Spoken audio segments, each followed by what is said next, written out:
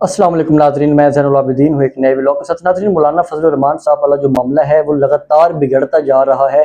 इसके बारे में कुछ नए हक़ाइक़ हम तक पहुँचे हैं कि क्या मौलाना फजलुर रहमान साहब को अब ये वाली बात करने की ज़रूरत थी भी सही या नहीं थी, और अगर ज़रूरत थी तो इन्होंने ये वाली बात की क्यों है। इसके कुछ हक़ाइक़ हम तक पहुँचे हैं और कुछ खोज हमने लगाया कि देखें अब मौलाना फजलुर रहमान साहब जब कुछ भी नहीं चल रहा इस वक्त मुल्क में, ना कोई तरमीम के चांसेस लग रहे हैं, ना कोई और चांसेस लग रहे हैं, तो एकदम से मौलाना फजलुर रहमान साहब को क्या हो गया कि वो उन्होंने ऐसी बात की है जिसकी वजह से सारी तोपों का रुख उनकी तरफ मुड़ गया है।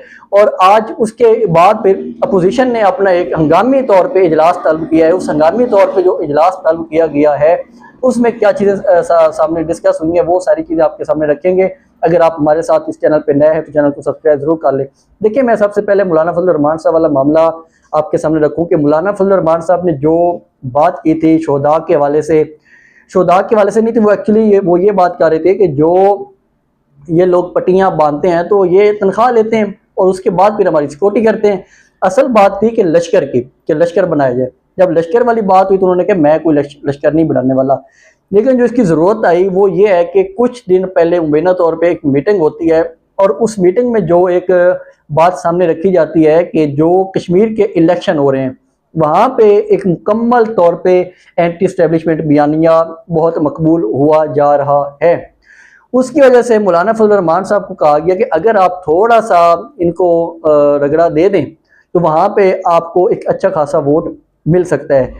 क्योंकि उससे पहले जो कश्मीरी अवाम है या कश्मीर की जो अवामी एक्शन कमेटी है उन्होंने मौलाना फजलुर रहमान साहब को सालसी का पैगाम भी भिजवा दिया था कि आप आए हमारे दरमियान में आके आप सालसी करें।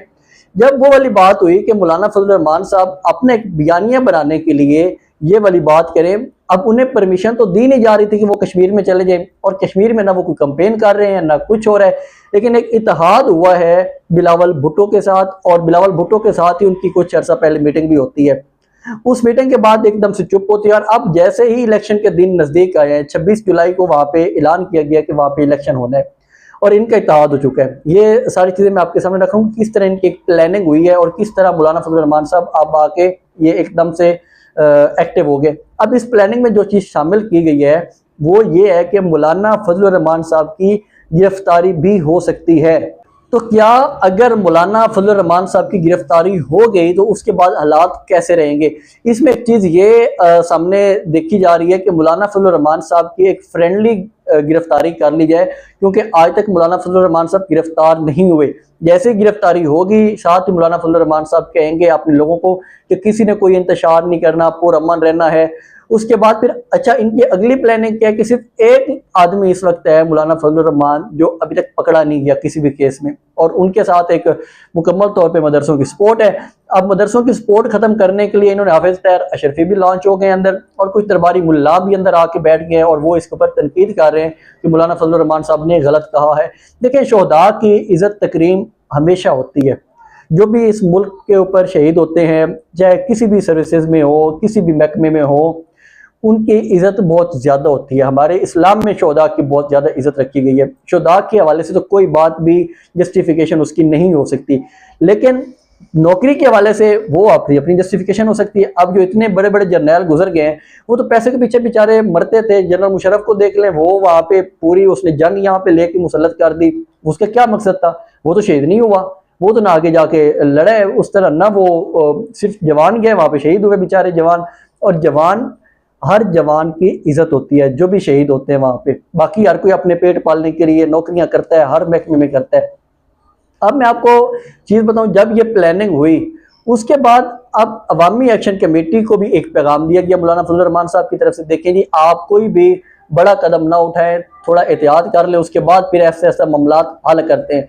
अब वहाँ पे जो चीज़ मौलाना फजलुर रहमान एक्चुअली जो सारी ये सारी जो मैं आपको बता रहा हूँ है सिर्फ इक़्तिदार की, पैसे की, उसके अलावा कोई असूल की सियासत नहीं है मौलाना फजलुर रहमान साहब की। जो चीज़ें अब सामने आई हैं इसमें क्या होने वाला है कि यहाँ पे मौलाना फजलुर रहमान साहब एक एंटी एस्टेब्लिशमेंट बयानिया बनाएंगे। वहाँ पे जो ज़्यादा सीटें हैं कश्मीर में वो अवामी एक्शन कमेटी का ये एहतजाज ख़त्म करवाने की जो इनकी प्लानिंग है वो इलेक्शन से कुछ दिन पहले की है। अब इलेक्शन से कुछ दिन पहले अगर एहतजाज हो जाता है ख़त्म और अवाम अब फजलुर रहमान साहब के नारे लगाती है कि फजलुर रहमान साहब ने बड़ी अच्छी सालसी किरदार अदा की और वहाँ पे फजलुर रहमान का वोट बैंक ऊपर चला जाएगा। और वहां पे जो फजल रहमान साहब अपना हिस्सा मांगने जा रहे हैं ना कश्मीर में, वो बड़ा दिलचस्प है। कश्मीर में वो कुछ इस तरह का हिस्सा मांगने जा रहे हैं कि स्पीकर भी वो अपना वहां पे लेना चाह रहे हैं, और वहां पे कुछ वजारतें भी हैं जिनकी एक बंदर बांट पहले मुबैना तौर पे अब तक हो चुकी है, जो अभी कुछ इतलात सामने आ रही है कि ये जो अंदर ये गेम चली है। अब यहाँ पे एक और काम होता है कि मौलाना फजल रहमान साहब की जो गिरफ्तारी वाला मामला है उसको आगे लेके चलने के लिए एक दरख्वास्त दे दी जाती है FIR के लिए गुजरावाला की अदालत में। गुजरावाला में ये दरख्वास्त दी जाती है अदालत में कि मौलाना फजल रहमान साहब ने जो शहदा के बारे में अल्फाज के वो बहुत ही नामुनासिब हैं और उन्हें ये वाली बात नहीं करनी चाहिए थी। तो उसके ऊपर जो वहाँ पे एडिशनल जज है उन्होंने मौलाना फजल रहमान को 26 जुलाई को बुलवा लिया कि वो 26 जुलाई को पेश हो। देखें, ये जो FIR वाला मामला है ये तो हल हो जाएगा। मौलाना फजल रहमान साहब को अभी तक सिस्टम के लिए पकड़ना बहुत मुश्किल है। वो जितनी भी बातें करते चले जाएं, अगर उनके पास ये सबूत है कि उन्होंने कहा है कि देखिए किस तरह हम तक पैगाम पहुंचाया गया है कि आप लोग एक लश्कर बनाएं, तो उसके ऊपर तो फिर बहुत बड़ा ववेला शुरू हो सकता है। लेकिन अभी तक की इस किस्म की उनकी कोई भी बात नहीं की गई कि वो कुछ इस तरह के सबूत सामने हैं या नहीं है। अब मौलाना फजल रहमान साहब की जो एक्चुअली आज जो इजलास में अपोजिशन जमातों का जो इजलास हुआ है उसकी मैं अपडेट आपके सामने एंड पे जाके रखूंगा। अब कश्मीर के हवाले से भी मौलाना फजल रहमान साहब ने उन्हें कहा कि आप आज के दिन आगे जाके अपना जो एक प्रोटेस्ट है वो ना करें, क्योंकि आज जो कश्मीर था उन्होंने अपने एक प्रोटेस्ट लीड करना था और जाना था मुजफ्फराबाद की तरफ। तो मुजफ्फराबाद के लिए उन्होंने अपना एक जो अवामी एक्शन कमेटी को किया कि वहाँ पे थोड़ा सा प्रोटेस्ट को रुकवाया है। ये सारी चीज़ें आप देखिए कि जो इनकी प्लानिंग थी वो प्लानिंग उसी प्लानिंग पे चल रहे हैं। ये थोड़ा सा हो गया कसूर के अंदर इन्होंने जलसा करके, क्योंकि एक्चुअली मसला ये है कि पंजाब बहुत बड़ा सूबा है। पंजाब में से जब बात आगे जाती है तो वो ज़्यादा मतलब कि लोगों तक पहुँचती है, ज़्यादा एक ट्रेंड बनता है। मौलाना फजल रहमान साहब इससे ज़्यादा सख्त बातें KP में कर चुके हैं, बलूचिस्तान में कर चुके हैं, कोई इम्पैक्ट नहीं पड़ता, लेकिन पंजाब से हमेशा इम्पैक्ट पड़ता है। तो इसलिए उन्होंने इस दफ़ा जगह चूज़ की पंजाब की, कसूर की, क्योंकि कसूर वहाँ पे भी नज़दीक है, बॉर्डर के भी नज़दीक है, और फिर इस वजह से उन्होंने ये सारा मामला सामने रखा कि हमने किस तरह अपनी PR ऊपर लेके जानी है, और कश्मीर के इलेक्शन को मद्देनजर रखते हुए ये सारा कुछ किया जा रहा है। और ये करवा कौन रहे हैं? जो पीछे हैंडलर हैं वही ये सब कुछ करवा रहे हैं। अच्छा, मैं जो अपोजिशन जमातों का इजलास हुआ उसकी अपडेट्स मैं आपको थोड़ी आखिर पे जाकर रखता हूँ, लेकिन इसमें मैं एक और आपको बता दूं कि जो ये ईरान और अमेरिका की जंग का मामला चल रहा था, वो जंग एक दफ़ा दोबारा से तेज़ होती हुई नज़र आ रही है, क्योंकि कुछ यमन के जो हौसी बागी हैं उन्होंने मुबैना तौर पे कुछ अटैक किए हैं, सऊदी अरब के ऊपर भी अटैक किए हैं, और ईरान के ऊपर जो अटैक हुए हैं अमेरिका की जानिब से, वो वाला जो ईरान ने जवाब दिया है उसके जवाब में उसने उर्दन के ऊपर जो अटैक किए, काफ़ी ज़्यादा उर्दन के अंदर अटैक हो रहे हैं। ये उर्दन वो मुल्क है कि ये ईरान की तरफ से कोई भी मिसाइल जाए ना इसराइल की तरफ, तो ये रास्ते में रोक लेते हैं, लेकिन साथ ही अगर इसराइल की तरफ से कोई आ जाए तो उसे ये फ़ौरन से रोक देता है। इसलिए जो ईरान है वो अब लगातार जो उर्दन है उसके ऊपर भी काफ़ी ज़्यादा अटैक्स कर रहा है, और उनकी काफ़ी ज़्यादा जो बेसेस हैं या जहाँ पे उनके जहाज़ खड़े हुए हैं अमेरिकन के, वहाँ पे वो अटैक कर रहे हैं, क्योंकि अमेरिका जो है उसने उर्दन में भी अपनी बेसेस बना के रखी हुई हैं, क्योंकि उर्दन उनको काफ़ी ज़्यादा सपोर्ट करता है। उर्दन का जो सदर है वहाँ पे बना हुआ वो भी डिक्टेटर है, उस डिक्टेटर को बहुत ज़्यादा सपोर्ट करता है अमेरिका और इसराइल दोनों मिलके। अब यहाँ पे मैं आपको बताऊँ कि इसका नुकसान क्या होने वाला है।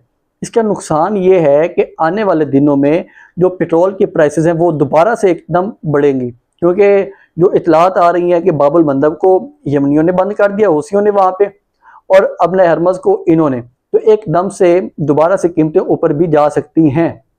यहाँ पे एक और चीज़ है कि पाकिस्तान वाले तो पहले बैठे हुए हैं, यहाँ पे जो हुक्मरान है ये तो फ़ौरन से चीज़ों को ऊपर लेके चले जाएंगे कि देखें जी जंग दोबारा शुरू हो गई है, ये मसाइल हैं, हम भूखे मार रहे हैं।